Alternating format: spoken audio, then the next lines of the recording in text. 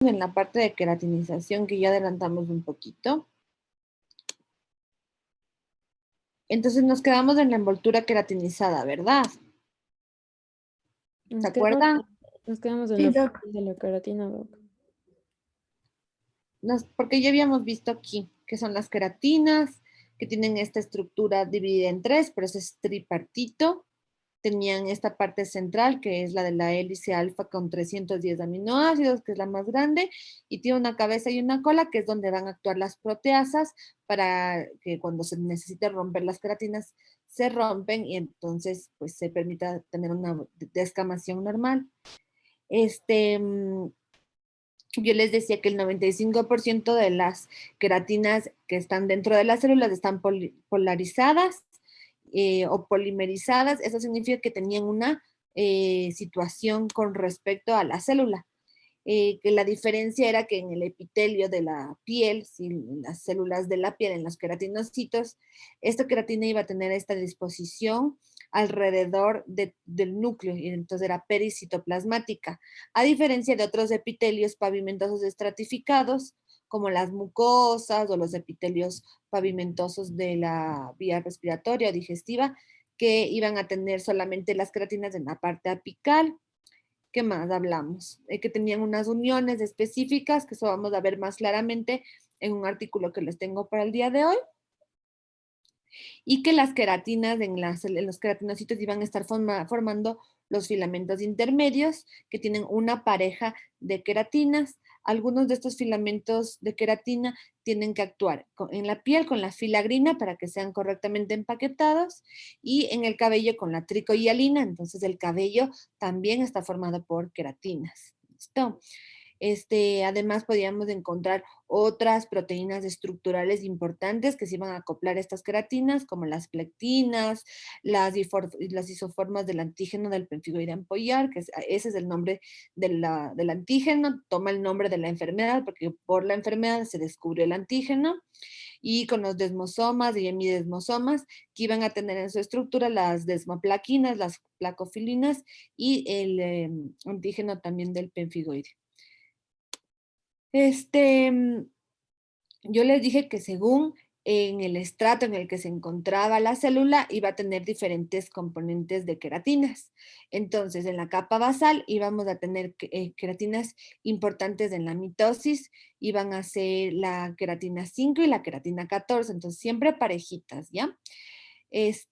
Luego, mientras ya se va diferenciando el queratinocito, entonces hablamos en el estrato espinoso, ya aparecía el par de la queratina K10, K1, K10, y luego, según las características de cada parte, también aparecían las otras queratinas, como la queratina 2, y se iban a ir juntando otras proteínas estructurales. En este grafiquito de acá, que igual ya lo habíamos visto, entonces, si encontrábamos queratinas tipo 1 y tipo 10, eran los queratinocitos suprabasales. Doc no está compartiendo. Ay, no me digan eso. A ver, espérame, porque ahora le pasa a mi hijo.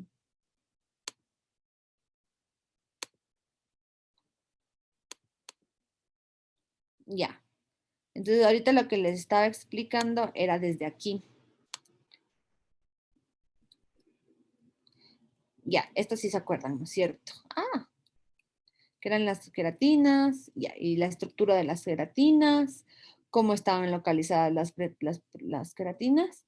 Y esto es lo que les estaba explicando, que según el estrato se toman las diferentes parejas de queratinas. Entonces, K5, K14, la basal, en el estrato espinoso, al ser un queratinocito que está en diferenciación, tiene K1 y K10. Esto va a marcar que está ya diferenciado. También tiene K2, K14. Luego, estas queratinas se van asociando con otras proteínas, por ejemplo, la involucrina, otras proteínas de la capa córnea. Y luego, yo les estaba hablando de este gráfico de aquí. Entonces, acuérdense, siempre es una pareja de queratinas del tipo 1 y del tipo 2. Si tiene 1 y 10, son queratinocitos por encima de la basal. Si tiene 1 y 9, son queratinocitos suprabasales, pero localizados en palmas y plantas. ¿ya? Entonces son queratinas más gruesas. La capa granulosa y espinosa va a tener queratina 2 y 10, el queratinocito basal 5 y 14, los queratinocitos palmoplantares 6 alfa y 16. Esto, chicos, siempre se les pregunta en su examen parcial y en su examen integral.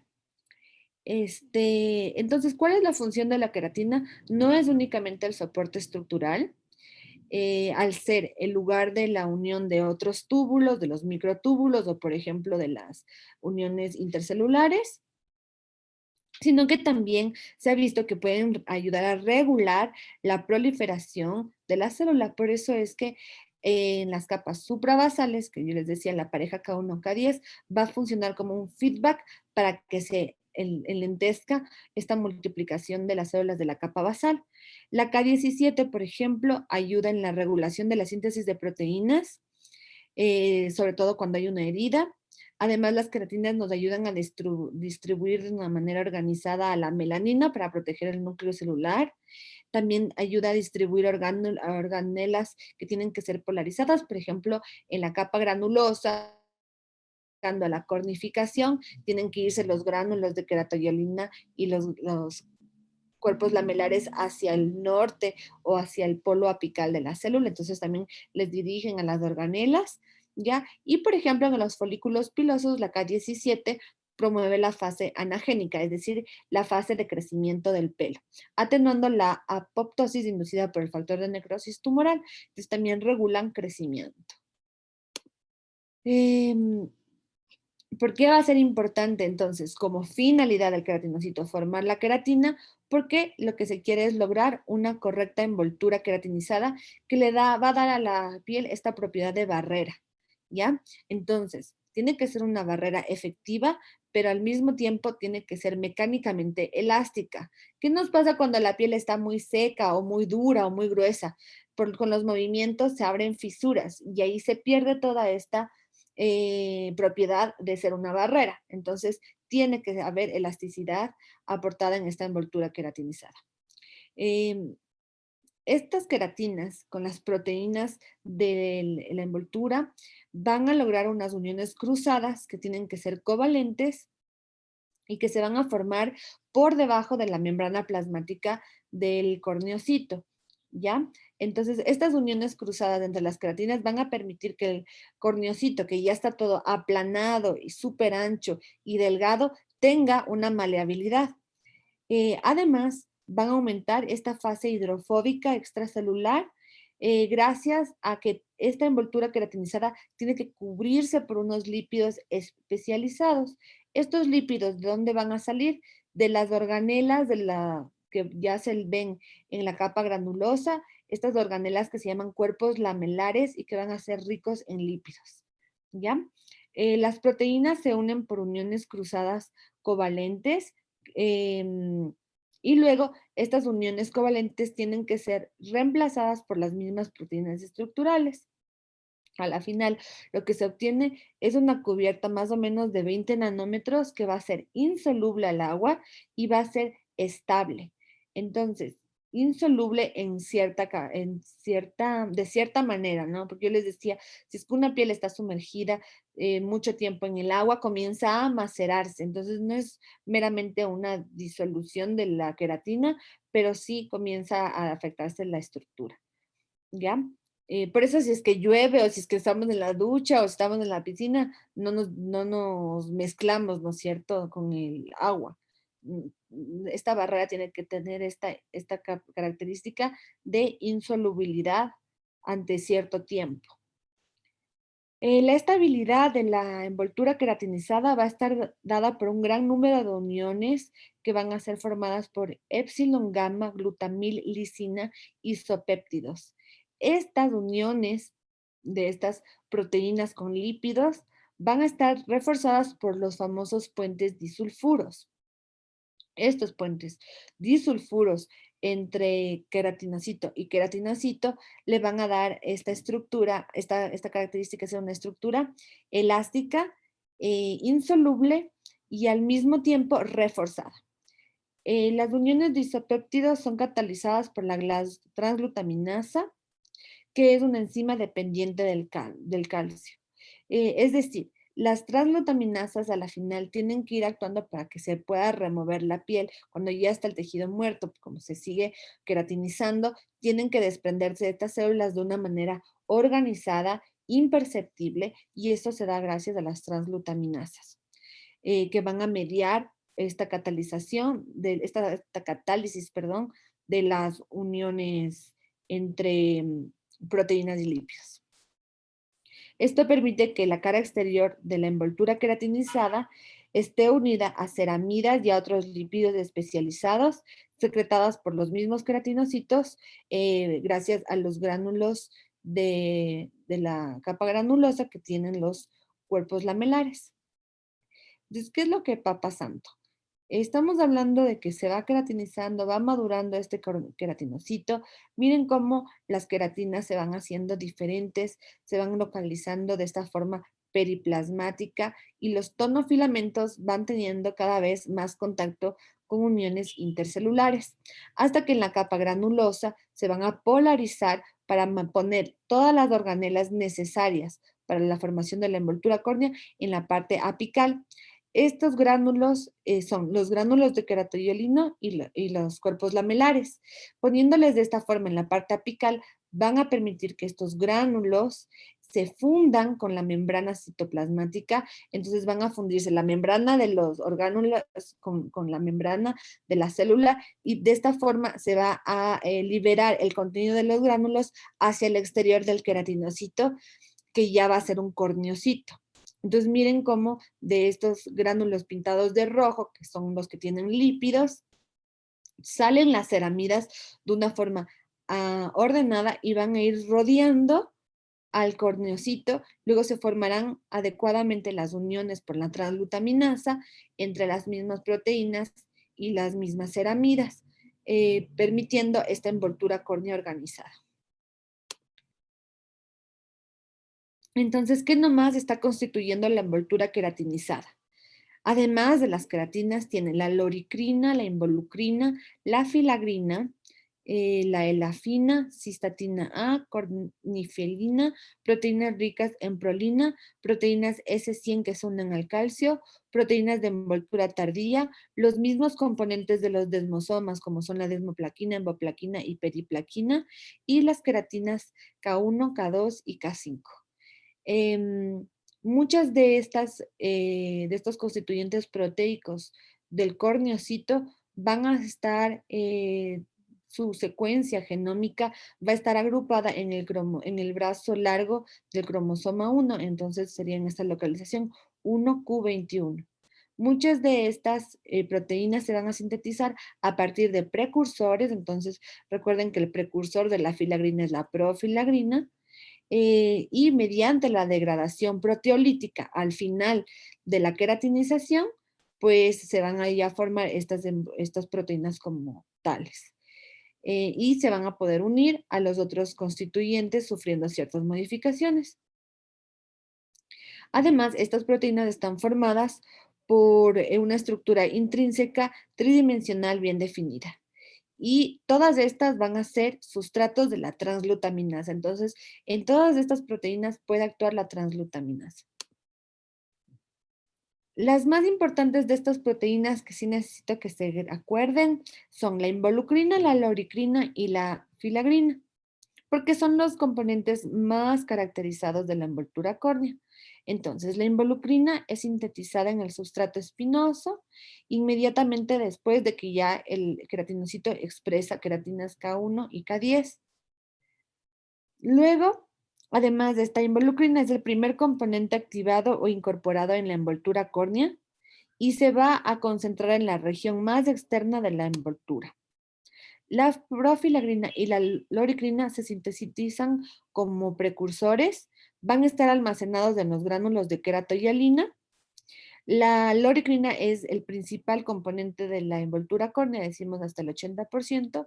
La filagrina es activada mediante desfosforilación y degradación proteolítica.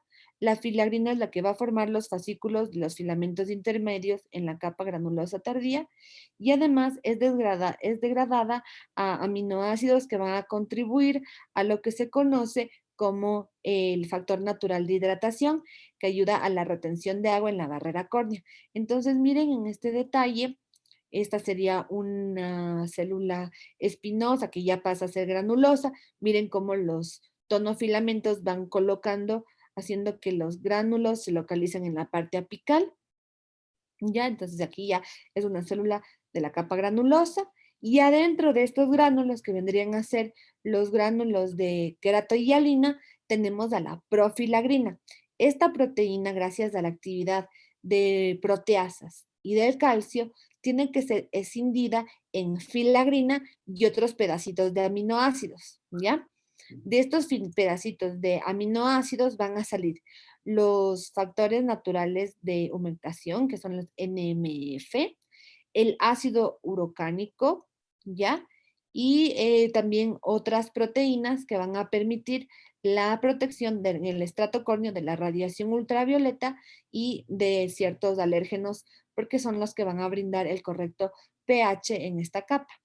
Y la profilagrina como tal ya se activa a filagrina y miren cómo la filagrina, que vendrían a ser estos como pentágonos, interactúan con los filamentos intermediarios y les organiza. Entonces, cuando yo digo les empaqueta, significa que les alinea, les organiza para que vengan a ser como los bloques de nuestra envoltura queratinizada.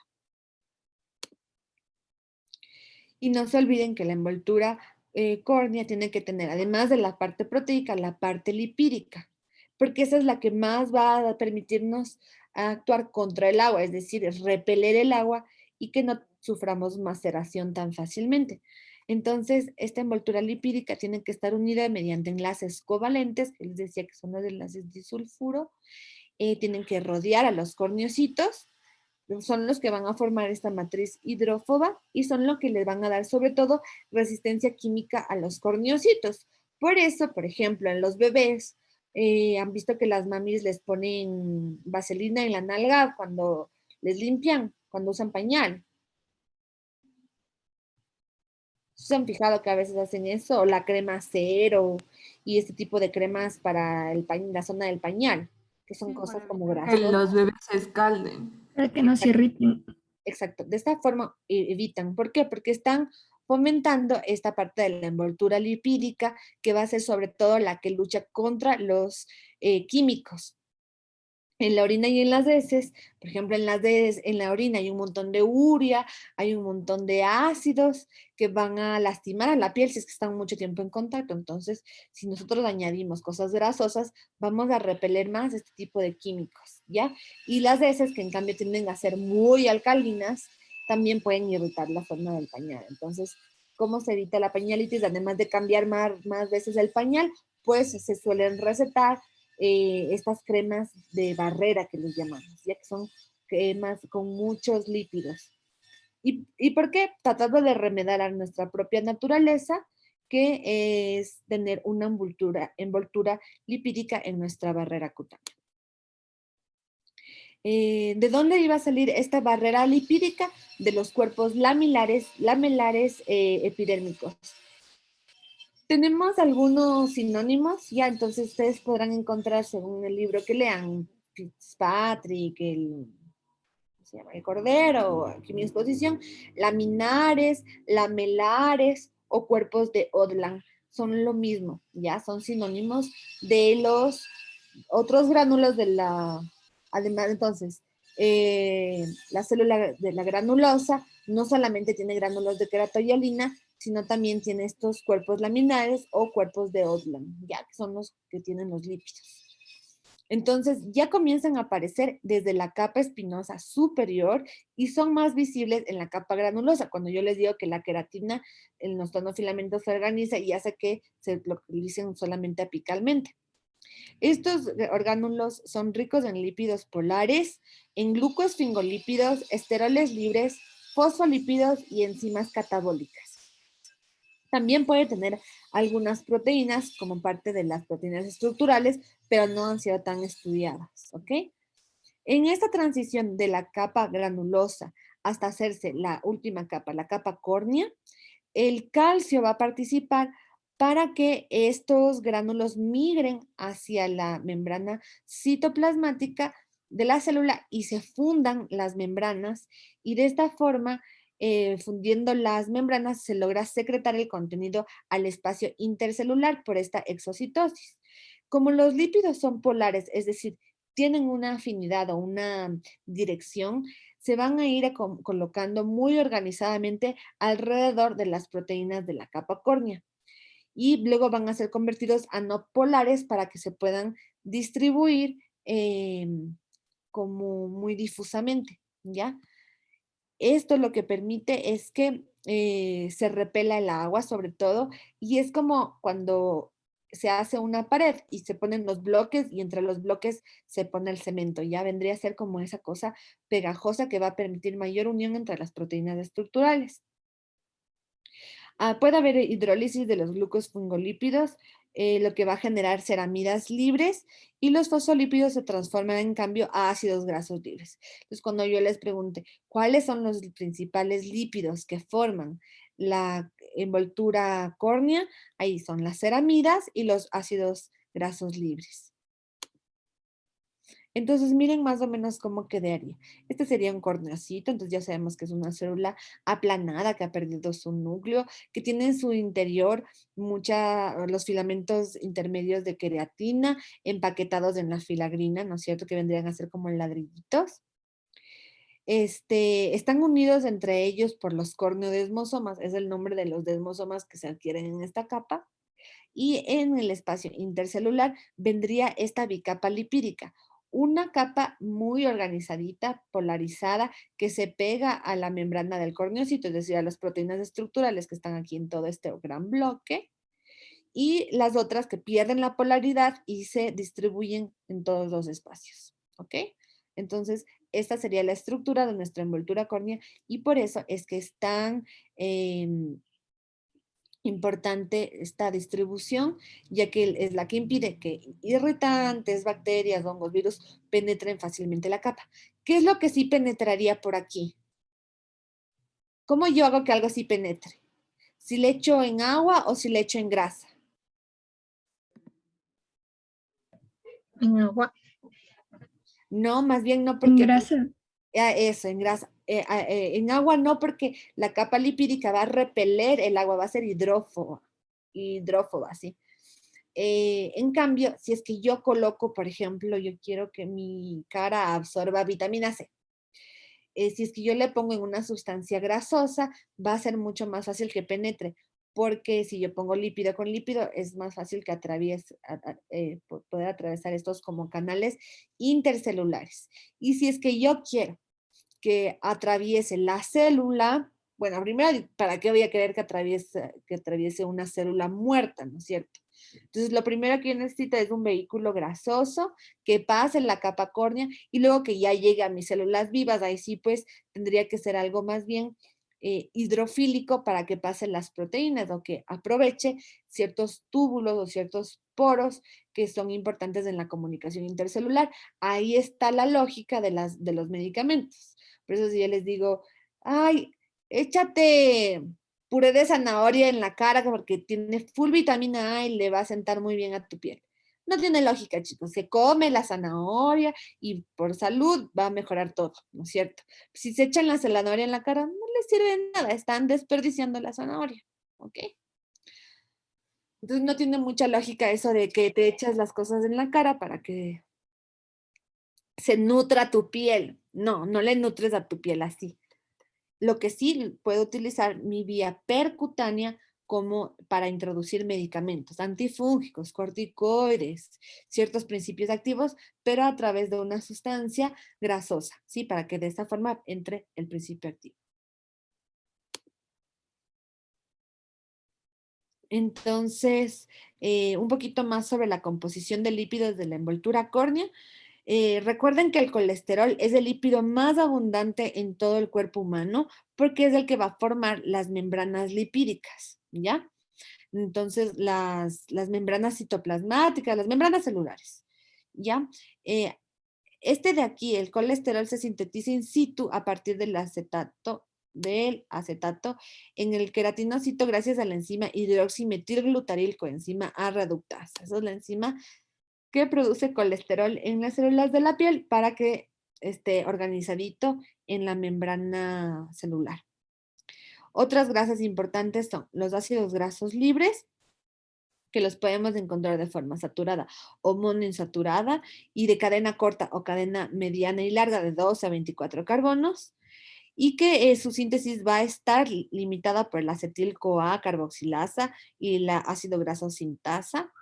El ácido graso más importante en la piel es el ácido linoleico. Este ácido linoleico tiene parte de fosfolípido, glucosilceramidas, forma parte de fosfolípidos, glucosilceramidas, la ceramida 1, la ceramida 4 y la ceramida 9. Y esto nos lleva entonces a las ceramidas, que van a contener en su estructura un ácido graso unido a una amida que contiene un aminoalcohol. La piel es rica en estas glucosilceramidas. Estamos hablando de que en el estrato, en la envoltura córnea, son el 30 al 40% de los lípidos, y estos van a depender de que haya una buena diferenciación terminal, es decir, si es que hay un correcto proceso de queratinización, que es todo lo que les he venido hablando, hasta la capa córnea se van a formar estas ceramidas, es decir, voy a tener una barrera córnea efectiva. ¿Ya? A la final son 9 las ceramidas. La ceramida A y B son las que se unen a las proteínas, dentro de las cuales de las proteínas estructurales de la capa córnea estaba la más importante, la involucrina, y de esta forma polarizada le va a dar esta formación de esta bicapa lipídica que les expliqué hace un ratito. Entonces yo les puse acá, bueno, todavía no les pongo, pero está seleccionado este artículo que se llama queratinización epidérmica, y que en estos 30 minutos quiero que lo leamos en conjunto, porque si no, yo no me voy a confiar de que ustedes van a ir a estudiar, porque no están estudiando los artículos que yo les dejo. Ya les gusta solo estudiar de Cordero, y ahí está muy escueto. Esto sería para completar un poco la información de Cordero. Entonces, esto ya ustedes saben de memoria, la estructura general de la epidermis, ya saben los estratos, las capas de la epidermis, ¿ya?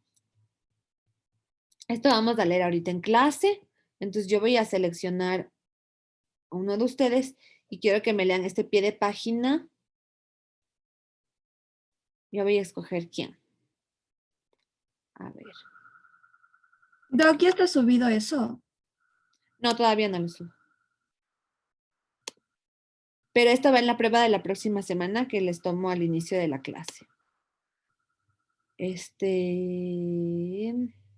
Participantes.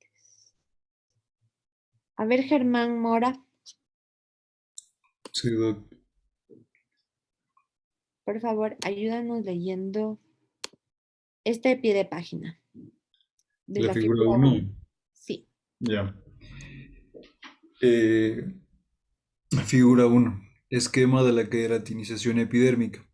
La epidermis puede dividirse en 4 capas celulares en las que los queratinocitos poseen propiedades diferentes, tanto morfológicas como bioquímicas, ligadas a los estudios sucesivos de diferenciación terminal: stratum basale, stratum spinosum, stratum granulosum y stratum corneum.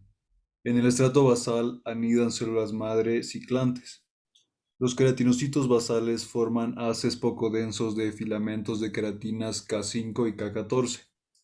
2. Cuando migran a la capa espinosa, su tamaño aumenta y su actividad metabólica evoluciona. La síntesis de las K5 y K14 se reprime, mientras que los queratinocitos K1 y K10 forman haces con abundantes filamentos bien organizados.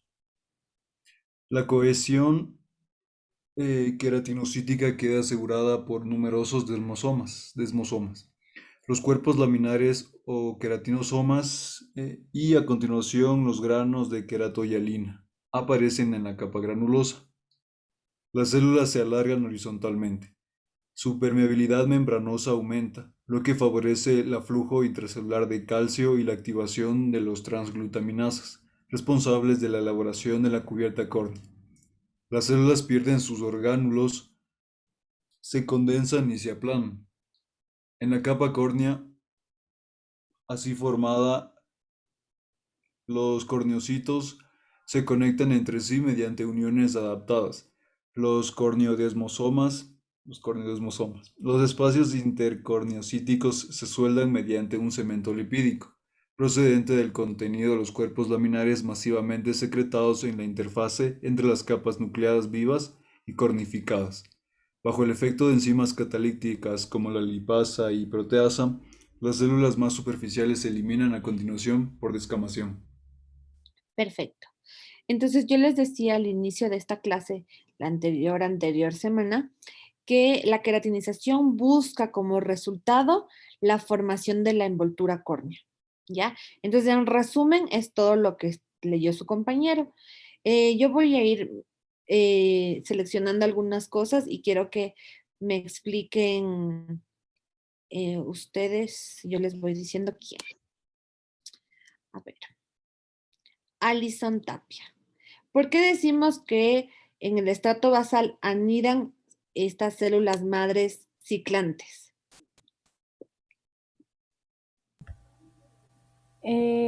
Porque aquí es donde empiezan como que a formarse, o sea, para ya formarse. ¿Qué es una célula madre? La que sirve como que de plantilla para que las otras se reproduzcan.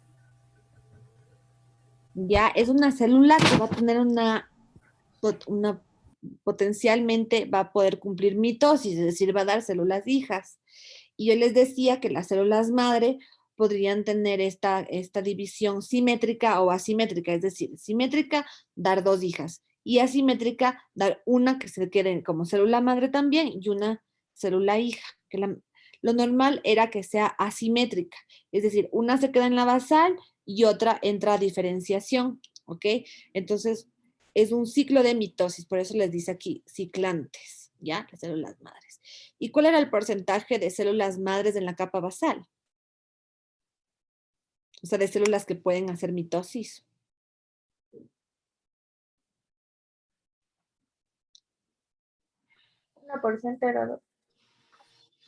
Sí, yo les decía, iba a cambiar un poco según el texto. Entonces podríamos decir del 1% al 30% de las células en la capa basal van a ser células madre. ¿Ya? Entonces, ¿cuáles son las queratinas de la capa basal? Andrés Ruiz.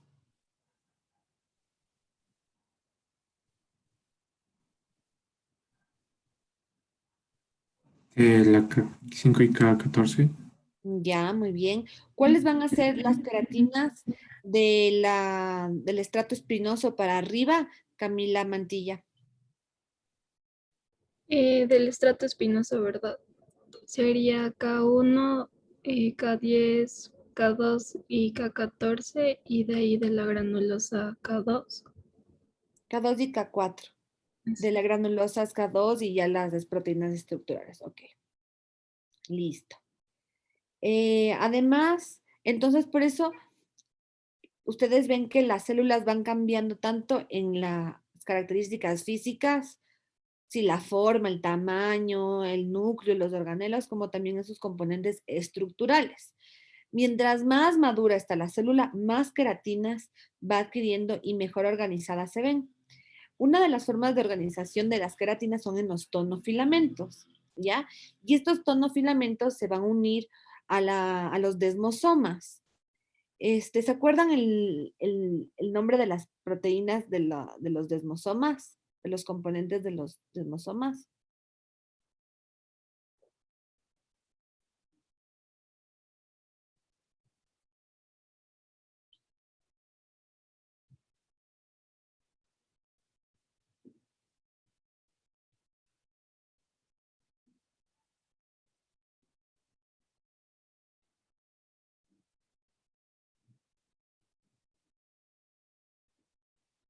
¿No? Entonces van a anotar, por favor, porque en la prueba les voy a tomar cuáles son los componentes proteicos de los desmosomas. Y aquí también su compañero cuando leyó esto, habla luego de la forma de los gránulos, ¿no es cierto? Que son los gránulos de queratoielina, los cuerpos laminares. Habla de la transglutaminasa. ¿Qué es la transglutaminasa? Carolina Armas, ¿qué es la transglutaminasa?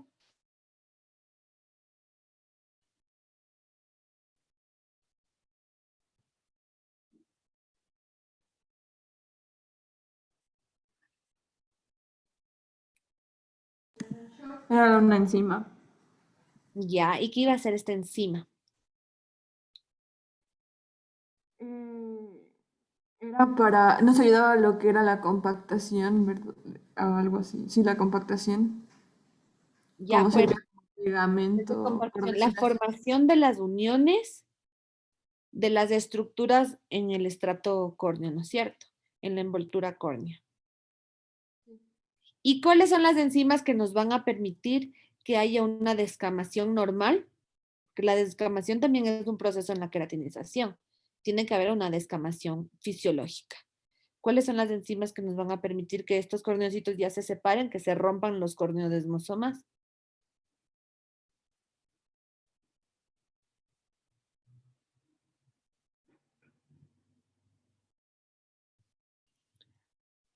Algunas lipasas y algunas proteasas. ¿Ok? Entonces estudiarán porque estas cosas les preguntan en su pruebita.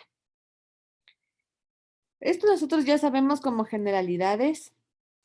Que el grosor de la epidermis varía de 0.03 milímetros en los párpados, en cordero hasta 0.02, hasta 0.7 en palmas y plantas. Sin embargo, en una zona anatómica determinada, el número de células que la forman resulta relativamente constante, disminuye el grosor con el paso de los años, sobre todo en las regiones expuestas al sol. Entonces, el sol podría generar atrofia. Y esta es la parte que quiero que ustedes aprovechen de este artículo que habla de las uniones celulares, ¿ya? Entonces, a ver, un escogido, Valeria Ponce. Valeria, ayúdame leyendo de aquí, uniones celulares, estos 3 párrafos. Ya, a ver. Uniones celulares. Las células epiteliales disponen en general de 3 sistemas de unión. Las uniones vinculadas al citoesqueleto de actina, las conectadas con el citoesqueleto de queratinas y las uniones en forma de conductos membranosos no unidos al citoesqueleto. El esquema general de la composición molecular es común para uniones celulares asociadas al citoesqueleto. Pequeñas moléculas que forman las placas estabilizan por su extremo citoplásmico las proteínas transmembranosas que aseguran la asociación física en el espacio extracelular. Las proteínas adaptadoras de andamiaje permiten la asociación al citoesqueleto de las estructuras de unión. Otro tipo de moléculas que componen las placas citoplasmáticas tienen funciones reguladoras. Si no existe secuestro por asociación a las uniones en la periferia celular, sirven de mensajeros nucleares e inducen los comportamientos típicos de las células sin unión, caso de las células neoplásicas. La presencia de la presencia de uniones es primordial para el control del proceso de queratinización. La pérdida de adhesión a la membrana basal constituye la señal de partida para el queratinocito basal, que inicia así el proceso irreversible de diferenciación terminal. En este proceso, la célula modulará progresivamente la composición molecular de sus uniones intercelulares en función de las necesidades estructurales y de comunicación. A su vez, las proteínas de unión características de las distintas capas epidérmicas constituirán otros tantos marcadores de diferenciación. ¿Ok? Que pueden utilizarse en el plano diagnóstico. Ok. Entonces, ¿qué quieren decir estos párrafos? Les está diciendo que la unión celular no solamente es meramente física, ya que estas uniones celulares también le permiten a la célula una comunicación, ya les permite estar organizadas y saber qué estructuras necesitan según en qué capa están, y también constituyen una forma de feedback para que la célula sepa cuándo debe parar de multiplicarse o cuándo tiene que seguir diferenciándose, etcétera, etcétera. ¿Ya? Es por esto que cuando hay cáncer, por ejemplo, nosotros podríamos buscar algunas uniones intercelulares y no encontrarlas y decimos, ok, esta célula es neoplásica.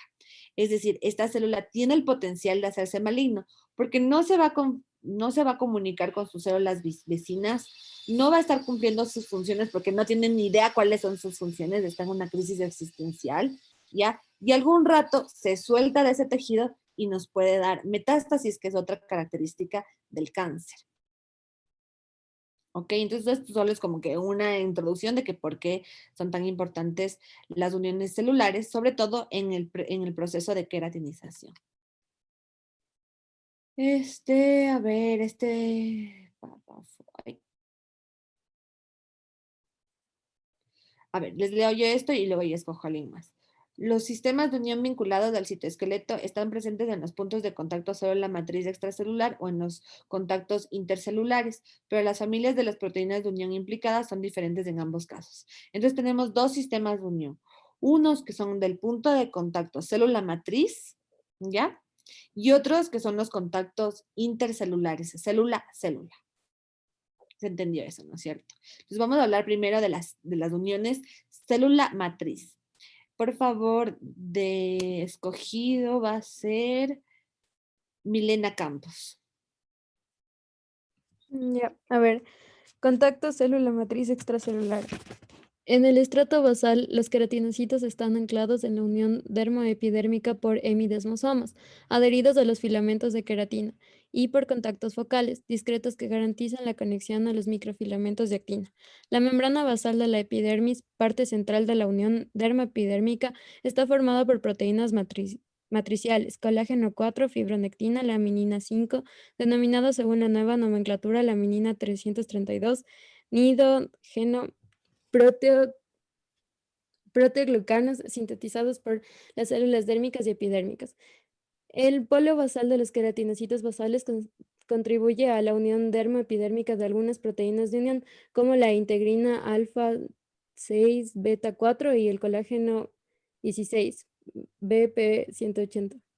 De los hemidesmosomas que en la parte superior del espacio extracelular denominada laminina lúcida se asocian a la laminina 332.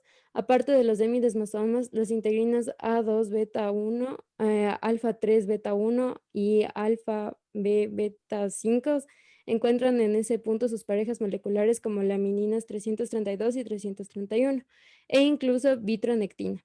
Por el lado dérmico, la membrana basal se adhiere a las fibras de colágeno y a las demás proteínas de la matriz extracelular mediante las fibras de sujeción, compuestas por colágeno 7.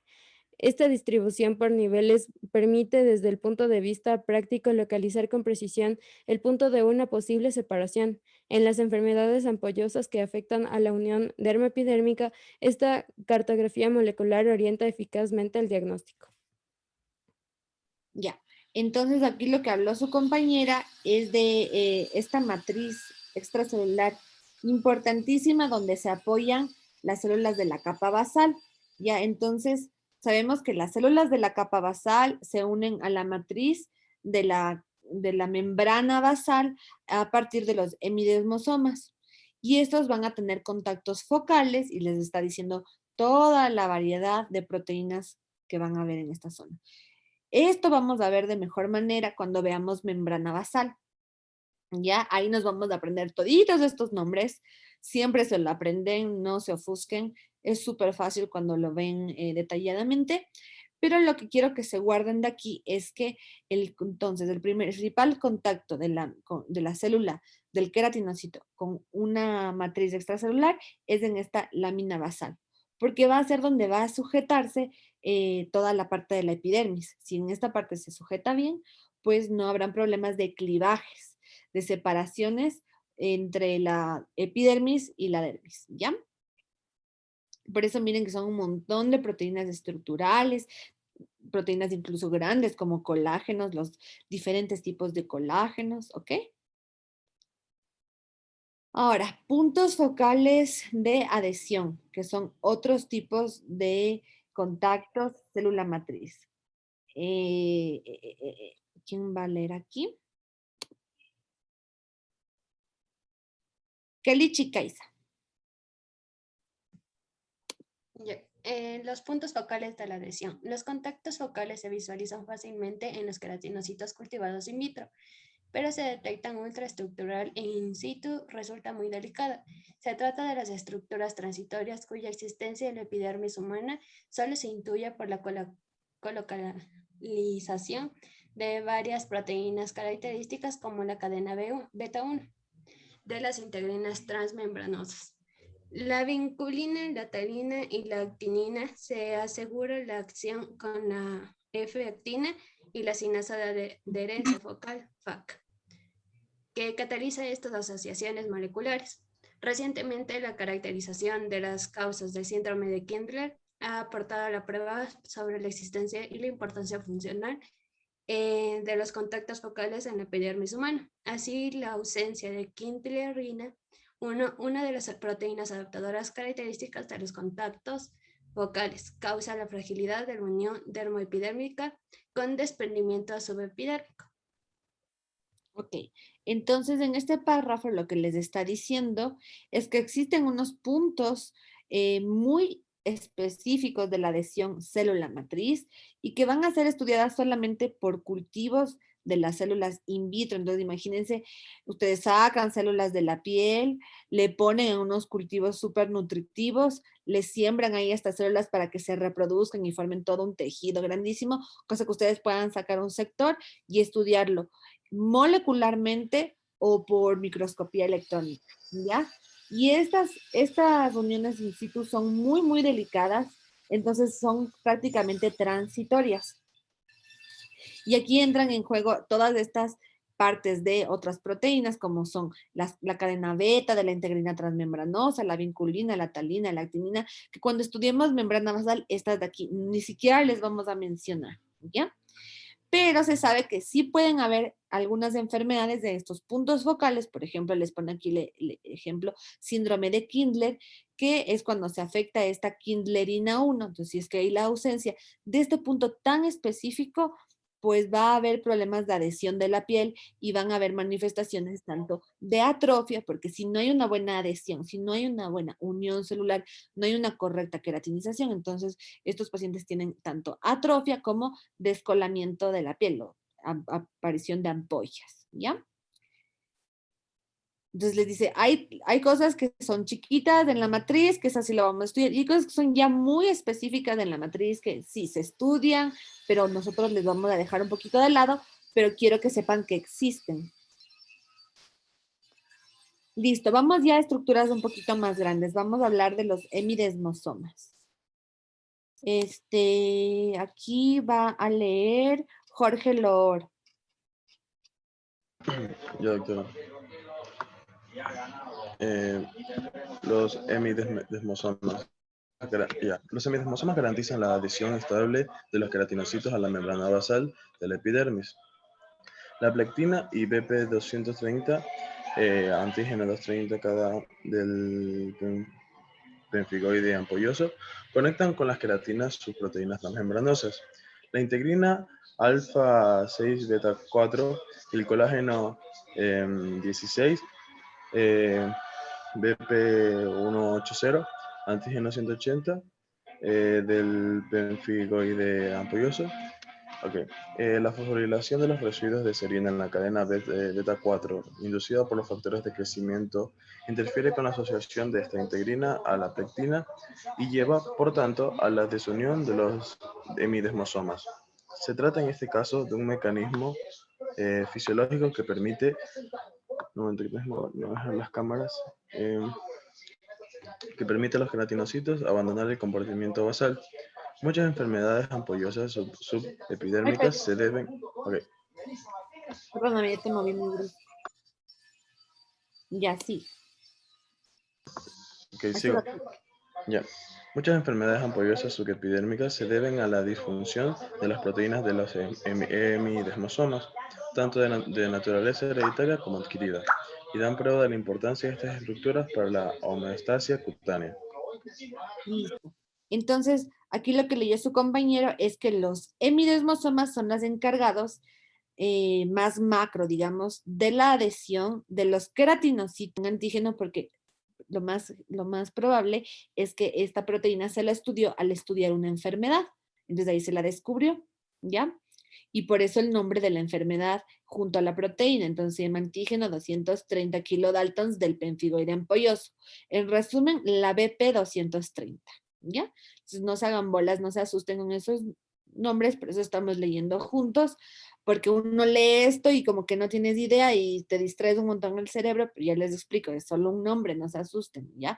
BP230. Entonces, la plectina y la BP230 conectan a la membrana basal con las queratinas transmembranosas. ¿Cuáles eran las queratinas transmembranosas? Las queratinas del citoesqueleto del queratinocito, ¿ya? Y además se va a unir también la integrina alfa 6 beta 4 y el colágeno 16. El colágeno 16 tiene otro nombre, como les digo. Según van describiéndose las cosas, pueden ir cambiando los nombres y en la literatura para no confundir, y esa proteína que rato la descubrieron, entonces nos ponen en paréntesis los otros nombres que pueden encontrar. Entonces el colágeno 16 es lo mismo que decir la BP180 y decir la BP180 es lo mismo que decir antígeno de 180 kilodaltos del pemfigoide ampolloso. ¿Ya? Entonces todo se resume algo mucho más fácil. Entonces, tenemos plectina, la BP230, conectadas con las queratinas transmembranosas, junto con la BP180 y la integrina alfa 6 beta 4, permiten la conformación correcta de este hemidesmosoma. ¿Ya? Además, siempre tiene que haber alguna cosa química que suceda en esas estructuras para que se quede pegado. Entonces tienen que haber estas reacciones de fosforilación, ya de las cadenas de las proteínas, para que se lleve a cabo el correcto acoplamiento de las estructuras moleculares, ¿ya? Entonces, cuando hay una fosforilación de estos residuos de serina de la cadena beta 4 de la integrina, esto permite que haya una desunión de los hemidesmosomas y en este caso va a ser algo fisiológico para que le permita a este queratinocito basal irse o migrar hacia otra parte donde se le necesita. Un ejemplo de cuándo se le necesita un queratinocito basal es en una herida. Cuando hay una solución de continuidad que ha penetrado toda la epidermis, llega hasta la dermis, y yo ya tengo aquí mis queratinocitos basales que se están moviendo hacia arriba, pero yo necesito que migren lateralmente, pues tienen que irse soltando y ir reemplazando, formándose hileritas para que pueda haber una correcta cicatrización. Entonces, en estos casos, hay esta fosforilación del hemidesmosoma para que cambie la conformación de sus estructuras y se pueda soltar, ¿ok? Solamente eso les está diciendo este párrafo. Y les dice que si es que alguna de las proteínas del hemidesmosoma no funciona bien, ya sea por una alteración genética o una alteración adquirida, que muchas veces es una enfermedad autoinmune, lo que se va a causar es un clivaje, una ruptura de esta unión entre la epidermis con la membrana basal, que es lo que le permite unirse a la epidermis con la dermis, ¿ya? Así de sencillo esto. Espero que les esté ayudando, que lo lea junto a ustedes, porque si no... Ya, ahora vamos a hablar, entonces ya hemos hablado de las uniones célula-matriz, ahora vamos a pasar a hablar de los contactos célula-célula. Entonces aquí necesito que alguien lea. Déjenme ver aquí, Caterine Estefanía. Ayúdame por favor leyendo este párrafo a partir de contactos célula-célula, hasta todo lo que son los desmosomas. Las uniones celulares desempeñan un papel esencial en la cohesión epidérmica y en las funciones de comunicación intercelular.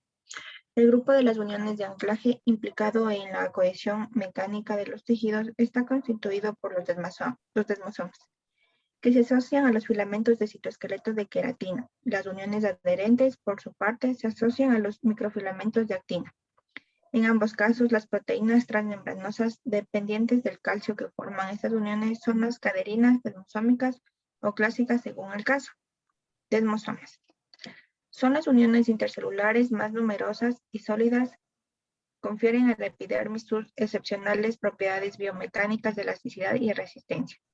Su papel es esencialmente cohesivo, pero permiten también una estrecha comunicación entre las células adyacentes. Son estructuras simétricas formadas por 3 partes, 2 placas desmosómicas de estructura muy densa formada de cada una a partir de las hojas internas de las membranas plasmáticas de las células en contacto, que se enfrentan uno y a otro lado del espacio extracelular. Por el lado citoplasmático, los filamentos de queratina convergen hacia estas placas desmosómicas, mientras que las proteínas transmembranosas de unión que permanecen a la familia de las caderinas, moléculas de adherencia dependientes de calcio se insertan allí mismo formando la porción extracelular del desmosoma, que unen las dos placas. Se trata de la desmoglea o el corea. La composición molecular de los desmosomas no es fija, sino evoluciona a medida que progresa la migración de las células hacia la superficie. No obstante, los principales elementos que forman los desmosomas pertenecen siempre a 3 familias de proteínas diferentes. Caderinas desmosómicas, desmogleínas 1 y 4 y las desmocolinas 1 y 3. Las plaquinas, desmoplaquinas 1 y 2, plectina, emboplaquina y periplaquina, y las proteínas de la familia armadillo como la placoglobina y placofilinas 1 y 3. El número de desmosomas aumenta durante la diferenciación epidérmica y su composición proteica evoluciona, lo cual contribuye al refuerzo de la cohesión de las capas. Cohesión general a escala tisular. Su tamaño varía también según las capas de los desmosomas de mayor tamaño que han encontrado en las capas superiores del estrato espinoso. Cualquier modificación de un elemento constitucional esencial, tanto a causa de una mutación como de un mecanismo autoinmunitario, provoca una disfunción importante de los desmosomas que compromete la cohesión general a escala tisular y a menudo el pronóstico vital. Ok, muy bien. Entonces, cuando hablamos de los contactos célula-célula, tenemos que hablar de las uniones de anclaje, ¿ya? Así como de las uniones adherentes. Las uniones de anclaje van a ser las que permiten la cohesión mecánica entre los tejidos y son principalmente los desmosomas, mientras que las uniones adherentes se asocian a los microfilamentos de actina, ¿ya? Entonces ya tenemos 2 tipos. En Cordero ustedes van a encontrar, además de eso, unas que le llaman occludens. Entonces, comenzamos con los desmosomas, que hemos repetido ya desde la primera clase, ¿no es cierto? Estábamos viendo que son estos de aquí. Y lo que se lee en este párrafo es que a medida que la célula va migrando hacia arriba, es decir, se va diferenciando, se va queratinizando, estas estructuras se hacen más complejas. Y les está diciendo que el desmosoma tiene prácticamente 2 porciones. Una citoplasmática, que sería esta de aquí, y una extracelular, que sería la que se une con la otra célula. Eso sí se comprende, ¿verdad? Entonces vamos a ver lo que decían estos párrafos. Ya. Entonces, los desmosomas van a ser las uniones célula-célula más numerosas y son las más fuertes. Es la que le va a aportar a la epidermis su elasticidad y resistencia. Por eso dice, cualquier alteración en las estructuras de los desmosomas no van a ser compatibles con la vida, ¿ya? Es decir, van a dar enfermedades graves. ¿Qué es lo que nos permiten los desmosomas? La cohesión célula-célula. Pero también va a permitir que las células se comuniquen entre ellas. Van a tener 3 partes. 2 placas desmosómicas, que son la parte más densa, que van a ser las partes que están dentro de la membrana plasmática, y en el lado citoplasmático, los filamentos de queratina que van hacia las placas desmosómicas. Entonces, les está diciendo 3 partes así. Placa con placa, y esta parte intracitoplasmática. Una placa dentro de una membrana plasmática y otra placa en la otra membrana plasmática y aquí estos filamentos. Entonces, los desmosomas, ¿con quién tienen principal contacto? Con los tonofilamentos, ¿no es cierto? ¿Tonofilamento es sinónimo de filamento de queratina? ¿Qué opinan?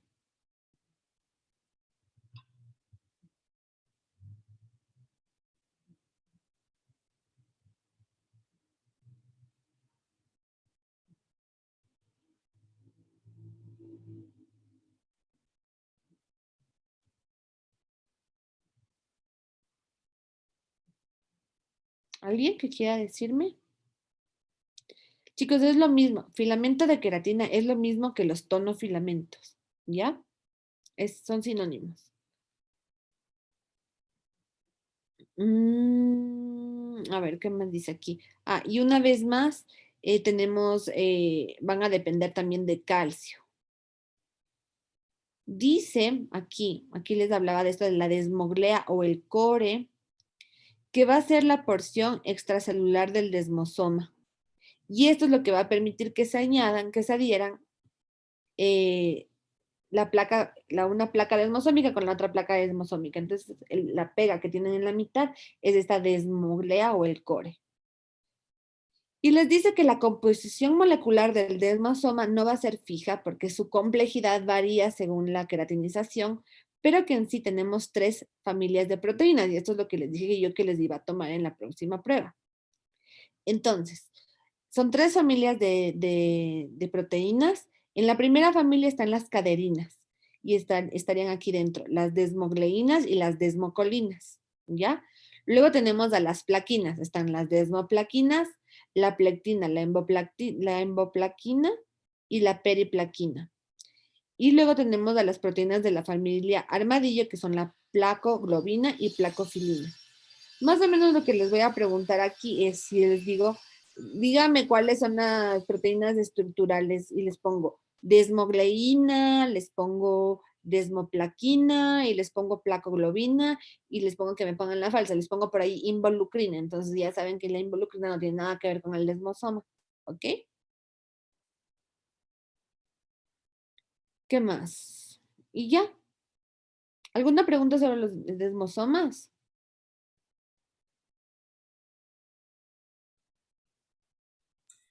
Doc, disculpe, ¿puede repetir, o sea, la relación de semejanza del tonofilamento con la queratina que dijo, que mencionó? Por Que es favor. sinónimo. Los filamentos de queratina es lo mismo que decir tonofilamento.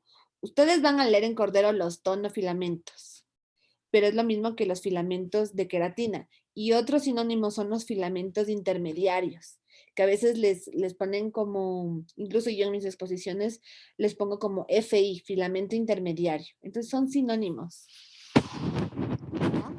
¿Y qué tiene que ver el desmosoma con los filamentos de queratina? Es que los filamentos de queratina, que son aparte del citoesqueleto del queratinocito, tienen que converger hacia el disco desmosómico para que haya esta unión de célula con célula, ¿ya? Por eso se les dibuja hacia los desmosomas. Ay, yo siempre les digo que se fijen en cómo está dibujado, porque no fue al azar que le dibujaron así. Miren, chicos. Que tiene aquí placa desmosómica, placa desmosómica y los filamentos intermediarios de los filamentos de queratina convergiendo hacia estas placas. ¿Sí ven? Por eso yo les decía en la anterior parte de esta clase que los tonofilamentos, que los filamentos de queratinas tienen esta disposición pericitoplasmática, ¿ya? ¿Y a dónde buscan unirse?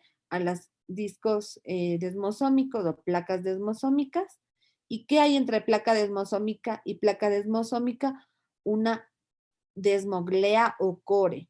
¿Y qué nomás permite el desmosoma? ¿Para qué nomás nos sirve el desmosoma? Dígame usted, Diana Belén Medina.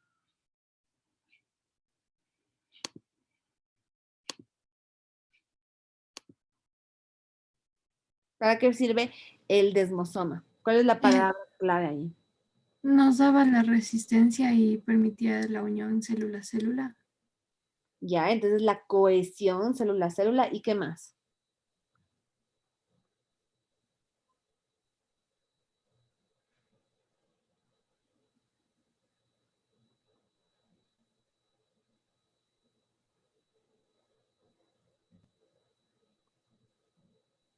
Yo les decía que también participan en la comunicación celular, estaba escrito en el párrafo, ¿no es cierto?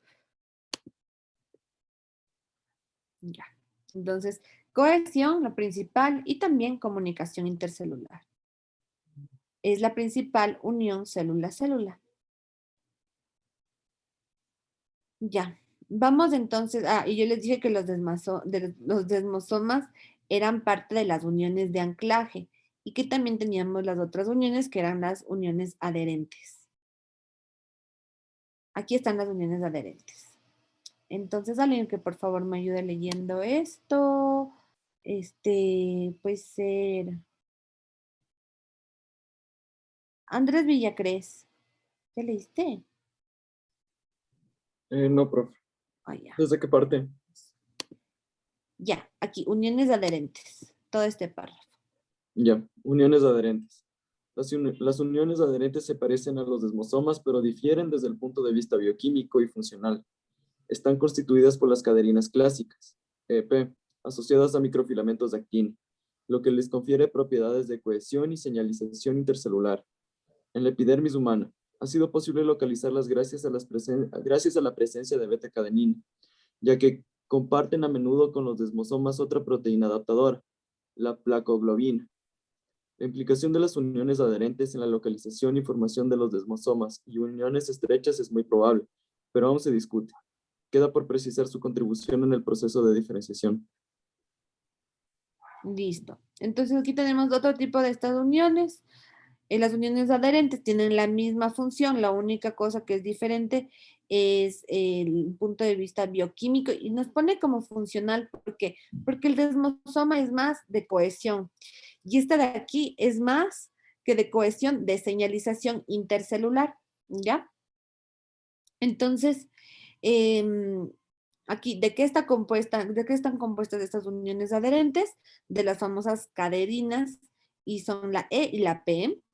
Y además, estas van a ayudar a la localización y formación de los desmosomas y luego a las siguientes uniones que son las uniones estrechas. Y entonces, estas uniones adherentes, solamente quiero que sepan que existen, ¿ok? ¿Y quiénes las componen? Las caderinas, ¿ya? Ahora, uniones estrechas. Esto va a leer, uy, esto le tocó largo a alguien. Participantes, Denise Grijalva. Uniones estrechas. Estas uniones en banda tienen la particularidad de separar el polo apical de la porción basolateral de las células de un epitelio simple. Impiden de este modo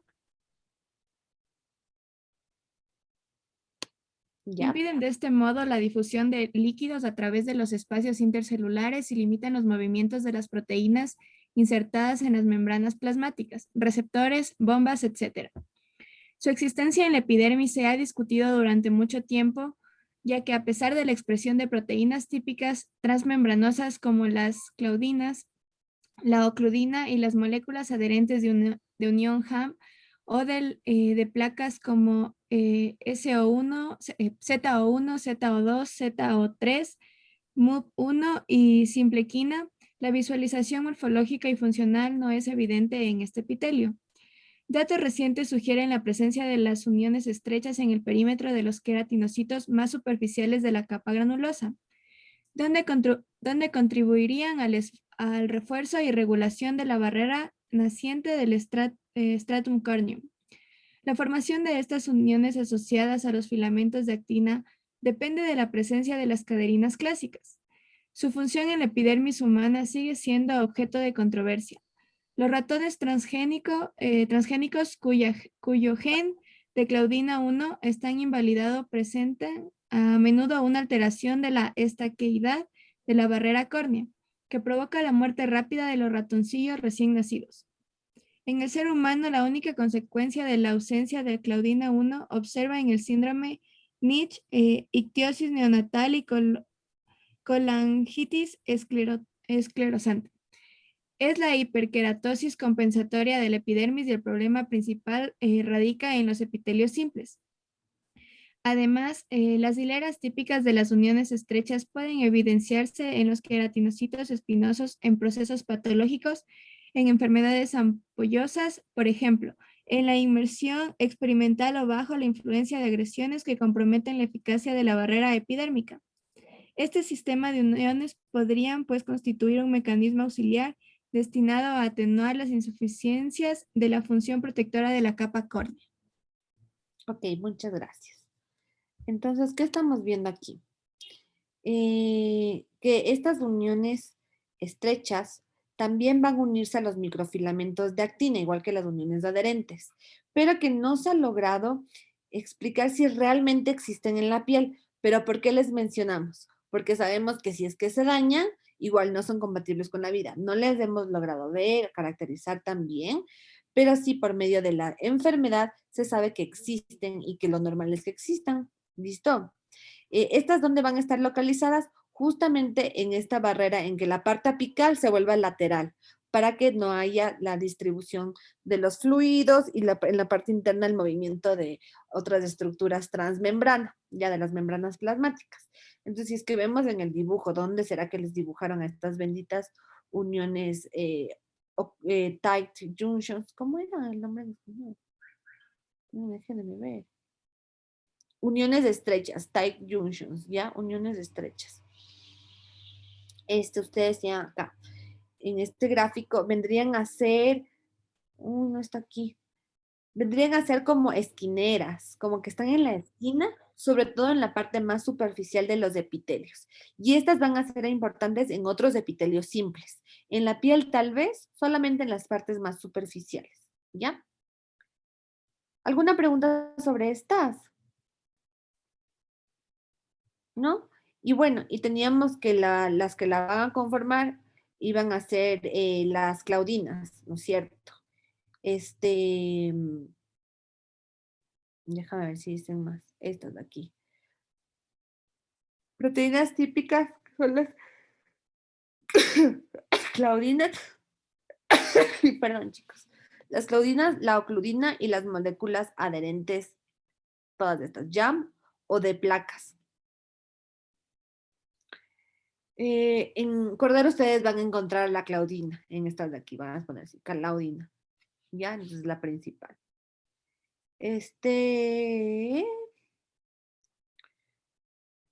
Bueno, podemos pasar a estas siguientes uniones, que estas sí están también en Cordero, las uniones comunicantes, las gap junctions.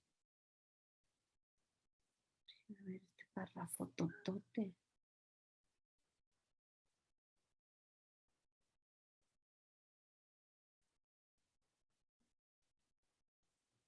Está horrible. Esto es súper largo, chicos. Por eso dije, leamos todos. Si no, no van a leer. A ver. Listo, gap junctions. Vamos. Ana Belén Medina, ¿ya leíste? No, no. No, no leo. A ver, dale. A ver. Ya. Uniones comunicantes, gap junctions. Dice, se trata de conductos membranosos de abertura variable formados por hexámeros de proteínas especializadas, las conexinas que permiten el paso de pequeñas moléculas, menor a 1 kilodalton, entre células unidas. La expresión de las conexinas varían en función de la diferenciación de los queratinocitos. 1A, a ver, ya, 1A C por 26. Esta mayoritariamente presenta en las células basales, mientras que en las capas suprabasales se encuentran más las CX31, CX37 y CX43. Las uniones comunicantes son relativamente poco frecuentes a nivel de la capa basal. Son más numerosas en la capa espinosa, disminuyen en la capa granulosa y no están presentes entre las células cornificadas. Su papel en la coordinación del proceso de queratinación es poco conocido. Con todo, estas sinapsis iónicas son responsables de los intercambios instantáneos de iones y moléculas bioactivas de pequeño tamaño y contribuyen ampliamente a la orientación, el posicionamiento recíproco y la coordinación de funciones de las células así acopladas. Estos últimos años se ha observado un número creciente de mutaciones de los genes de las conexinas de pacientes con afecciones dermatológicas, lo cual pone de relieve la importancia de acoplamiento intercelular en el funcionamiento normal de la piel. Se han implicado mutaciones de la CX26 en el síndrome de Vohwinkel, sordera e hiperkeratosis palmoplantar, y en algunas formas del síndrome KID, keratinitis, ictosis y sordera. Se han comunicado mutaciones del gen de la CX30 en un paciente afectado por síndrome KID y en casos de síndrome de Barr-Pumphrey. Muy parecido desde el punto de vista clínico a los síndromes de Vohwinkel y KID. Algunas mutaciones del CX30 parecen provocar la formación de hemiconductos permeables a la adenosina trifosfato ATP, lo que podría explicar la estimulación de la proliferación y de diferenciación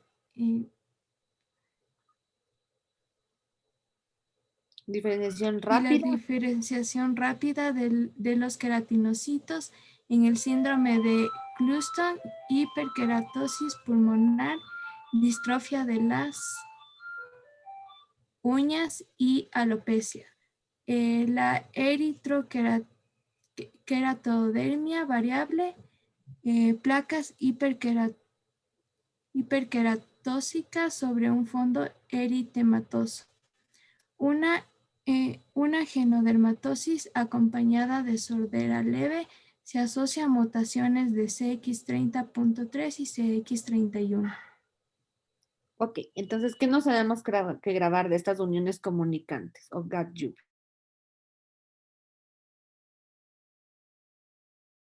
Por hexámeros de proteínas que se llaman conexinas, ¿ya? Estos hexámeros, o sea, están como 1, 2, 3, 4, 5, 6, ¿ya? Van a formar estos túneles que van a permitir una comunicación rápida célula a célula. Se pueden pasar incluso moléculas, ¿ya? Y estas van a estar sobre todo presentes a nivel de la capa basal, luego espinosa, y luego se van haciendo cada vez más chiquitas. En el estrato córneo no existen y no deben existir, porque en el estrato córneo, ¿qué deberían comunicarse las células? ¿Qué deberían pasarse entre ellas? Nada, ¿no es cierto? Más bien queremos que sean impermeables. Estas uniones comunicantes, gap junctions, van a permitir coordinar la coordinación de procesos de queratinización. Por eso es que estamos leyendo sobre estas uniones en este capítulo, ¿ya? Gracias a este intercambio recíproco de diferentes moléculas célula a célula. Cuando ustedes lean CX26, es conexina 26, conexina 31, conexina 37. Entonces se han ido estudiando y nuevamente aquí toman interés en enfermedades, ya que mutaciones en cualquier estructura de estas proteínas, pues va a dar las diferentes enfermedades. Y miren cómo muchos de estos síndromes se acompañan de sordera. Entonces, cuando hay una afectación de una conexina, hay problemas también de sordera, ¿ya? ¿Qué más tienen que saber? Que además de tener conexinas formando estos como túneles, van a permitirse la asociación, me parece que era también con microtúbulos. No, estas solamente van a formar túneles entonces, ¿ya? No se une a ninguna otra proteína estructural de la célula, ¿ok? Eso es lo principal. Listo. Entonces hemos visto los desmosomas, las uniones estrechas, las uniones adherentes y las uniones comunicantes. Ahora vamos a leer este capítulo, este párrafo de citoesqueleto y proteínas asociadas. Déjenme ver si es que esto vale la pena leer. Ah, sí. ¿De qué está formado el citoesqueleto? Luego esto de aquí ya no vamos a leer otra vez porque esto es lo que yo ya les di. Lo pueden leer solos. Las queratinas. Luego leemos cubierta aquí la transglutaminasa, que eso no quedó claro. Ok. Entonces...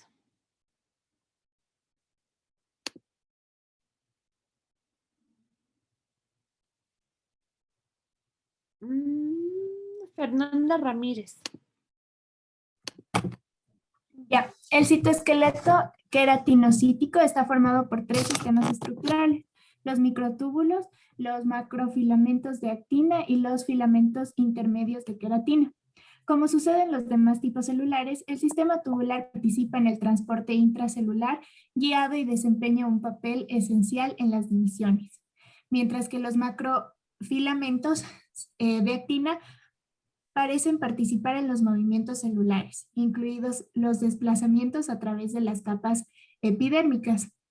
Una gran interactividad del sistema de microfilamentoso contráctil y sus asociaciones con las uniones intracelulares intermedias compuestas por E-caderina sitúan estos dos elementos estructurales en la primera línea de los mecanismos reguladores de la estratificación y la cohesión epidérmicas. Aparentemente, otras proteínas están relacionadas con las etapas finales de la diferenciación epidérmica, como es el caso de la dermoquina. Está implicada en el desplazamiento vesicular intracelular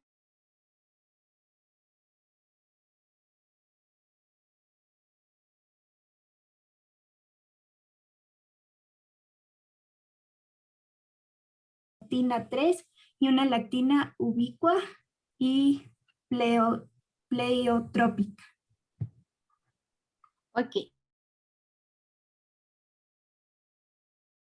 Es bueno que lean así en voz alta y ahorita que estamos leyendo amigablemente, porque algún rato les va a tocar leer en público y ya tienen que familiarizarse con las palabras y van a encontrar siempre estas letras del alfabeto griego. Entonces tienen alfa, beta, gamma, ¿no es cierto? Entonces por aquí, esta como D es delta. Si ves, esta como una D es delta, entonces puede ser en forma delta, ¿ya? Pero igual, si es que tienen una duda, le copian, le ponen en Google y ahí les dice qué letra del alfabeto es, ¿ya? Para que nunca les pase como que, no me acuerdo, no sé cómo leer eso, porque les va a tocar de ley en toda su vida estudiantil y luego de profesionales dar charlas y van a encontrar esas pequeñas detalles. Bueno, entonces, el citoesqueleto y todas las proteínas de dentro de la célula se podrían dividir entonces en 3 sistemas estructurales: los microtúbulos, los microfilamentos de actina y los filamentos intermedios de queratina. Aquí les dice súper facilito que los microtúbulos son aquellos encargados de la polarización de las organelas. Es decir, así está toda la célula, ¿no es cierto? Y yo soy el núcleo. Y yo necesito que venga aquí alguna de las organelas. Entonces, el microtúbulo es el que me lo trae. ¿Ya? Entonces me va a ayudar ese transporte dentro de la célula. Es como decirte en un centro comercial las escaleras eléctricas, ¿ya? Entonces para eso sirven los microtúbulos, para dar este transporte intracelular guiado.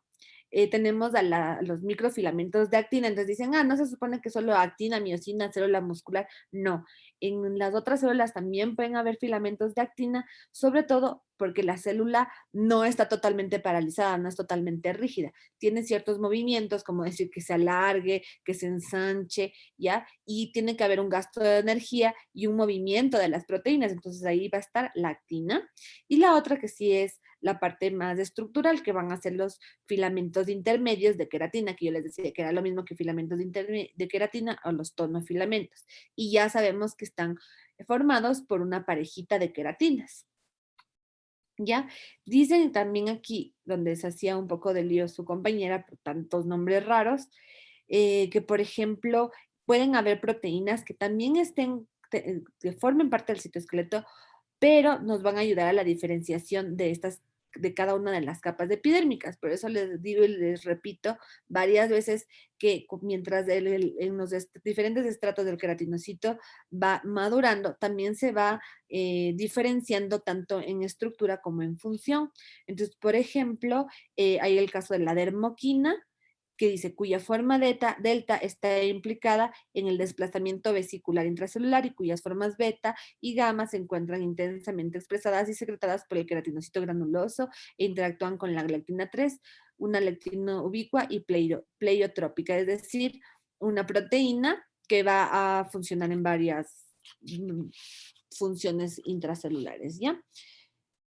Entonces, bueno, vamos con las queratinas, que van a estar presentes en todas las capas, como ya habíamos dicho, que eran 35 familias, que se dividen en dos grandes familias, tipo 1, tipo 2, que según la diferenciación epidérmica se acompaña la modificación cualitativa y cuantitativa de la expresión de las siguientes queratinas. Nosotros ya sabemos, K1, K14, en la basal, K1, K10, cuando ya se diferencia, entonces a partir del espinoso, tienen la K2, algunas queratinas específicas, por ejemplo, en palmas y plantas, la K6, la K16, ¿ya? La K17, que tiene que ver también con la mitosis, con la migración de las células, con el crecimiento del cabello. Las queratinas tienen sobre todo su importancia en la cohesión intracelular, entonces son parte de la estructura del citoesqueleto, que le va a dar esta función de barrera y que además tiene que ser elástica y resistente al agua, y eso también ya lo habíamos visto, entonces no vamos a leer esto otra vez, y listo. Y de aquí vamos a una que les había interesado y que se la habían grabado por allí, no me acuerdo si era para el que me preguntaba, de la filagrina. Entonces, leamos filagrina, porque ya vamos a cubierta cornificada, transglutaminasas.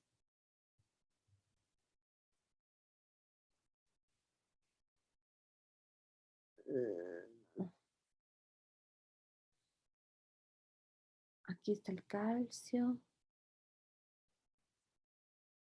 Y eso ya les va a tocar leer solo a los chicos. A ver, vamos.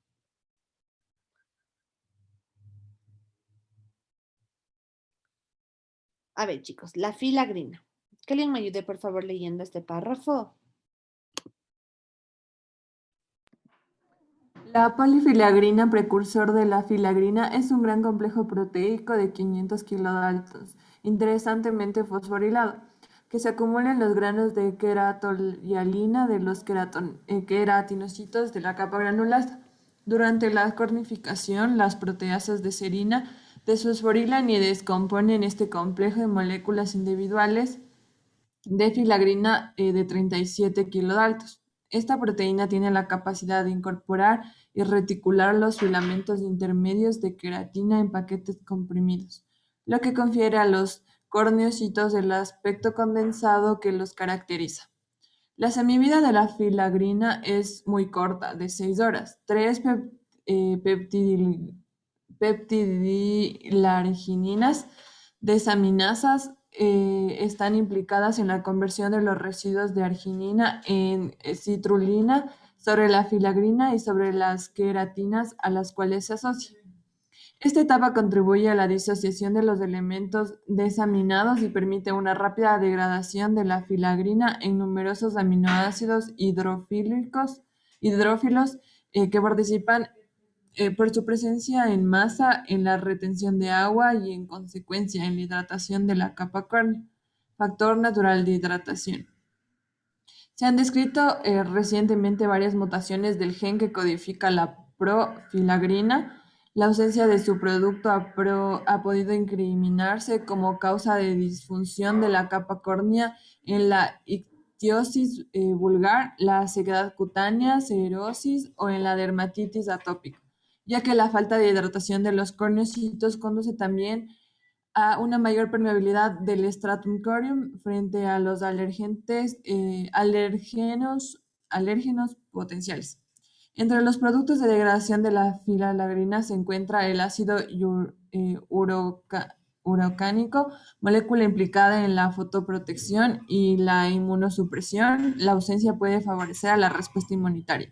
Los keratocitos de la capa granulosa sintetizan también otras proteínas de la misma familia que la filagrina, como la filagrina 2, ifapsociaricina, la orniorina y la cornulina. Es probable que estas proteínas contribuyan a la elaboración de NMF y a la resistencia elástica de la capa córnea. Ok, muchas gracias. Entonces, vamos a sintetizar esto de aquí. ¿La profilagrina dónde se encuentra?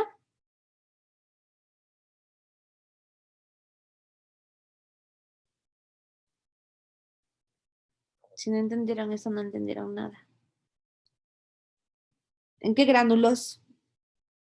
De queratohialina, de los Perfecto. queratinocitos de la capa granulosa. Perfecto. Entonces, la profilagrina está en los gránulos de queratohialina en la capa granulosa. Ya una vez que estamos listos para que se dé el último paso de la cornificación, tiene que actuar una proteasa en la profilagrina y le tiene que desfosforilar y se tiene que liberar un aminoácido que va a ser la arginina, ¿ya? Se libera la arginina y se queda solita ya la filagrina. Y además se van a incidir, se van a romper otros aminoácidos que van a formar estos factores naturales de hidratación, NMF, de Natural Moisturizing Factors, ¿ya? Estos factores naturales de hidratación van a ser aminoácidos que atraen agua, son hidrofílicos y le van a permitir que cuando ya están en el corneocito atraigan agua y ese corneocito esté siempre con agua. Por eso es que hablamos de la hidratación de la piel. Entonces, la cantidad de agua que hay contenido en el estrato córneo. Si hay más agua, esa célula está más hinchadita, está más organizadita y me funciona más como una barrera para prevenir que entren pues alérgenos, irritantes, etcétera, etcétera, ¿no es cierto? Otra cosa que se cinde de la filagrina es el ácido urocánico. Este ácido urocánico va a tener importancia como fotoprotector natural de la piel. Entonces, la capa córnea también aporta en la fotoprotección, ¿ya? Y además, tiene una función en la inmunoprotección porque estabiliza un pH adecuado en la piel. Y en sí, ¿qué va a hacer la filagrina? La filagrina va a permitir empaquetar a las queratinas, entonces organizarles, alinearles, empaquetarles, como está aquí escrito, para que tengan una estructura que sea elástica y que sea lo suficientemente resistente, ¿ya? Entonces aquí dice, la filagrina sobre las queratinas. Entonces, la filagrina va a permitir entonces déjame ver. Bueno, por ahí está. La cosa es que si es que hay una alteración de la filagrina, vamos a tener algunas enfermedades, entonces mutaciones en el gen de la profilagrina puede dar en sí alteraciones como la cerosis, que es esa piel que es caracterizada por ser muy, muy seca, la ictiosis, ya han oído hablar 1.000.000 veces y hay un montón de tipos de ictiosis y un montón de causas de ictiosis. Y también les ponen en la dermatitis atópica, ¿ya? Una vez que tenemos todos estos elementos, ya podemos hablar de la cubierta cornificada, que ya les había hablado yo, y aquí va a participar la translutaminasa. Entonces, ya para terminar con ustedes, dejarles libres, vamos a leer la translutaminasa, y lo demás, si lo van a leer solos, por favor, porque de allí ya está bastante fácil. La translutaminasa. Lea, por favor. ¿Quién? Valeria Ponce, ¿ya leíste? Ya la he ido. Ya leíste, entonces, ¿quién no leyó? Andrés Ruiz ya leyó recién. Germán Ya Mora. uno, doc. No, tú no, entonces lee, por favor, Andrés. Ya. Las transglutaminasas. Estas glutaminasas 1 se encuentran preferentemente presente en la capa granulosa y cuando se activa con el aumento del calcio citosólico, cataliza la formación de los puentes Gamma. de gamma glutamil beta, Epsilon. epsilon lisina Ujú. entre las proteínas y gamma glutamil espermidina entre las poliaminas y los péptidos ricos en glutamina. La transcripción de las transglutaminasas pueden regularse mediante los retinoides, las hormonas esteroideas, así como de determinados factores de crecimiento que influyen en la diferenciación celular. Además de su implicación en la síntesis de la cubierta cornificada, estas enzimas desempeñan un Ya, sigue aquí. importante en la apoptosis y la necrosis.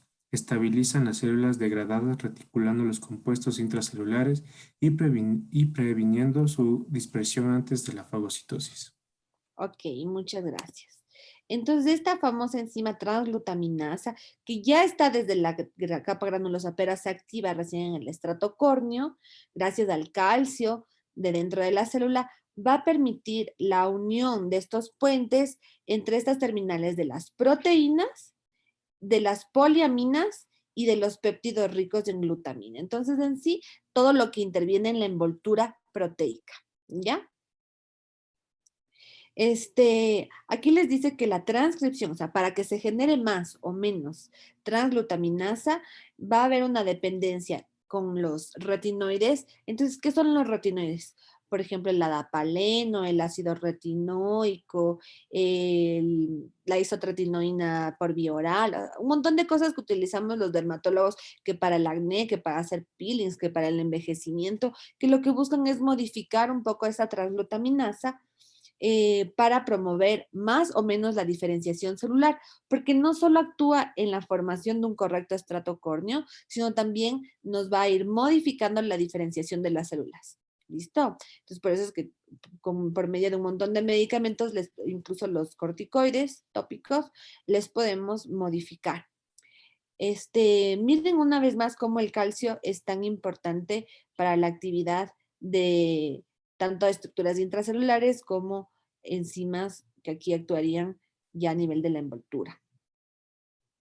¿Ya? ¿Qué es este dibujo de aquí? Citoplasma de la célula cornificada. Aquí les ponen proteínas de la cubierta cornificada, marcadores de la diferenciación terminal. Entonces, yo ya les había hablado de las ceramidas. Entonces, las ceramidas iban a ser ¿qué mismo? Un ácido graso con una amida iban a salir de los cuerpos lamelares, ¿no es cierto? Tenemos las periplaquinas, dos, aquí nos dibuja. Yo les dije que las ceramidas, las de la primera capa, eran polarizadas, eran bien organizaditas. Miren cómo se ven aquí como unos fósforos, bien organizaditas, ¿ya?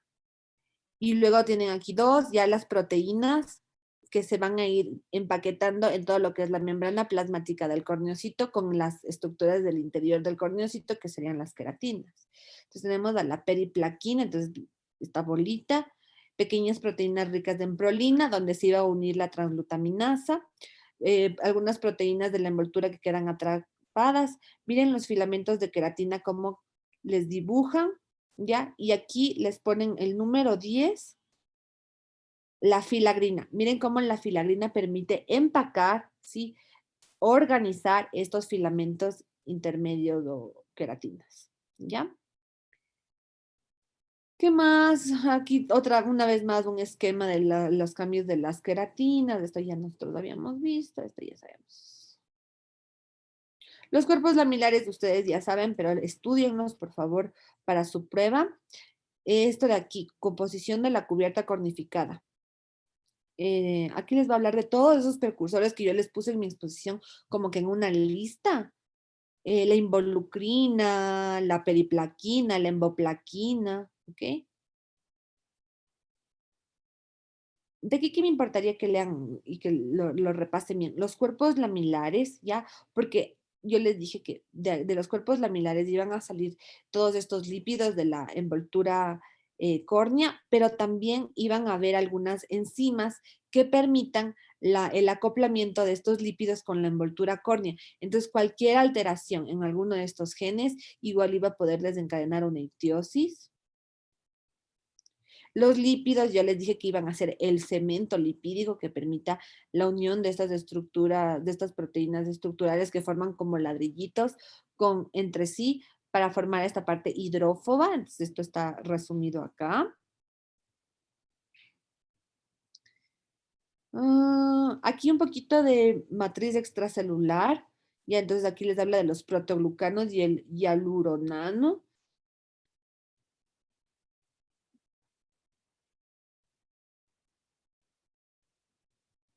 Estos van a ser los que nos permitan atrapar agua y hacer que la epidermis esté hidratada, ¿ya? Y que van a existir ciertos mecanismos reguladores del proceso de queratinización. Entonces, las mismas queratinas en sí van a hacer un feedback para una correcta queratinización. La translitaminasa igual va a ser un feedback para la correcta diferenciación, pero también tenemos factores de crecimiento, hormonas y vitaminas. Dentro de los factores de crecimiento está este factor de crecimiento transformante. Tenemos también la vitamina K. Aquí les ponen la vitamina D, el calcio. ¿Dónde está la vitamina D? Ay, ¿dónde está la vitamina D? Aquí. Miren, la presencia de vitamina D en la epidermis es indispensable para el mantenimiento del gradiente cálcico y en consecuencia para la diferenciación normal. Por eso es que podemos utilizar la vitamina D como tratamiento para algunas dermatosis en el que yo quiero que aumente la tasa de proliferación. Entonces yo le echo vitamina D, análogos de vitamina D, para que haya un mayor recambio celular y una más rápida queratinización. Por ejemplo, en la psoriasis, ¿ya? Se puede utilizar. Hemos visto retinoides, corticoides, vitamina D. Aquí les habla sobre la muerte celular programada y la queratinización. Recuerden que el corneocito va a ser una célula que se muere para permitir esta correcta formación de la barrera córnea. Y otra vez, la capa córnea como producto final de la diferenciación epidérmica. Entonces, todo lo que hemos visto del queratinocito es porque al final lo que yo necesito es la formación de la capa córnea, ¿ya? Yo les decía, además de ser una barrera para el agua, para los irritantes, para los microorganismos, también el estrato córneo nos protege de cierta forma de los rayos ultravioleta, sobre todo por el ácido urocánico. Aquí un poquito de composición, para los que no les quedó claro el dibujo, y yo les puse de esos como ladrillitos. Y esto sí quiero que estudien bien el proceso de descamación, porque eso les tomo en la próxima clase, ¿ya?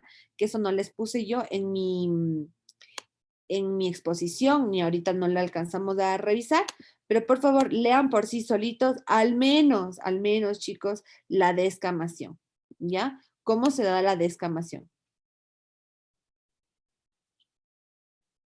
¿Listo, chicos?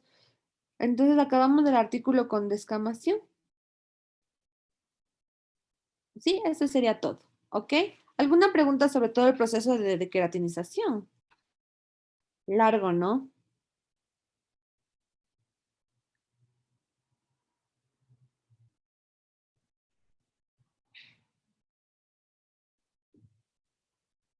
¿Listo, chicos? ¿Se durmieron? A ver, dándoles caras de dormidos. ¿Qué fue eso? Ay, quería hacer eso que les vea sus caras. Activar a todos. No me deja. No puedo ser mala con ustedes. No pude.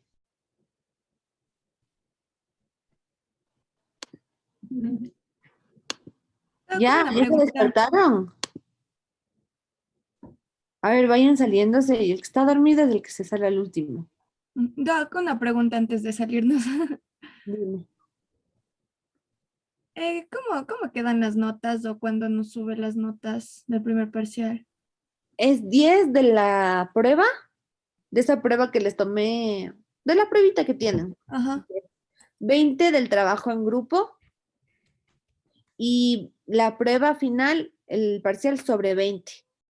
Entonces le multiplican por 2. Ah, ya. Ya, chicos. ¿Y las notas del trabajo en grupo cuándo nos daría, Doc? Ay, ya estoy terminando. Ah, ya. Lo que Muchas pasa es gracias, Doc. Sí, perdón, chicos, me he demorado un poco. Ujú. Ya. A ver, el que está el último está dormido. Y hasta luego, Doc. Hasta Chao, luego, pues. doctora. Doc, Doc, ¿Sí? ¿me puedo quedar con usted al último, por favor, un ratito? Dime, Nicole. Ah, ¿ya se fueron todos? Hasta luego, Doc. No. Los dormidos. Es una... Yo solo me Ay, estoy no. quedando. No, Nico, yo solo me estoy quedando porque la doc tiene que cerrar la sesión para que se guarde la grabación. Ah, ya, no es ninguna pregunta de esto, por si acaso, Mil. Ah, tranquilito. A ver, Ya. dejo de compartir. Ya. Ya, Doc,